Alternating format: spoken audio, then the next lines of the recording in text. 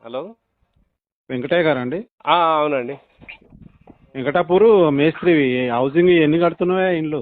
Housing దాదాపు ఒక నేను 18 దాటినాయి. 18 ఇండ్లు. నేను పెద్ద సార్నయ్యా, బిల్లులు ఇచ్చే పెద్ద సార్ను. సార్ అదే 18 దాటినాయి సార్. 18 కడుతున్నావు, కనీసం సార్ను కలుస్తా అనేది బుద్ధి జ్ఞానం అనేది ఏమైనా ఉన్నదా నీకు? సార్ నాకు అవి తెలియదు కదా సార్. మరి తెలియకపోతే నన్ను తెలుసుకోవాలి. నీ పేరు నాకు తెలియదు కదా సార్. సార్ నీ పేరు? నా పేరు వెంకన్న సారు. నాకు తెలియపాయ మరి. వెంకయ్య సారు అంటారు. మీ సెక్రటరీ మీ అందరికి తెలిసే. నేను ఎందుకు తెలియదు నీకు? నేను అడుగుతానే, అమౌంట్ అడుగుతానే నేను ఊకున్నా. నేను విన్నావా?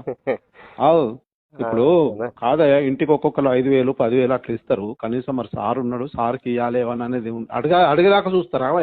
మాకేమరు కదా సార్ అవన్నీ. మళ్ళీ మాకు ఈ రేట్లు కూడా తక్కువ రేట్లు. బయట ఊరు నుంచి వచ్చే వాళ్ళంతా నువ్వు ఏం లేదు సార్. ఇంకా అవి పునాదుల మీదనే ఉన్నాయి. ఇంకా అవి ఈ సంవత్సరం అయినా వాళ్ళు కట్టే మాదిరిగా లేదు. ఏమున్నా ఒక 4 నడుస్తున్నాయి.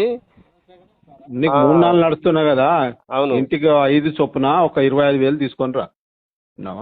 అదే మేము పట్టుకునేది తక్కువ రేటు. అవే నేను నువ్వు గవర్న అనుకోదయా. నీకెందుకు? నీకు ఏదైనా అయితే నేను ఉన్నా కదా.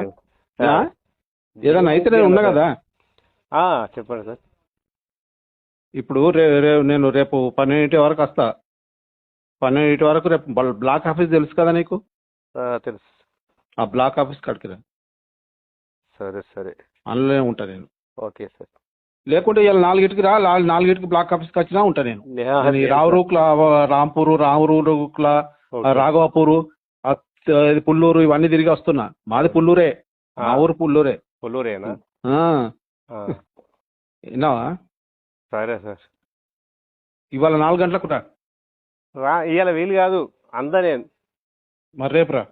నేను సిటీస్ ఉన్నా, మా బిడ్డ దగ్గర పోయినా. సరే రేపు రావయ్యా. సరే వచ్చినాక. ఇదే నంబరా సార్ నీది?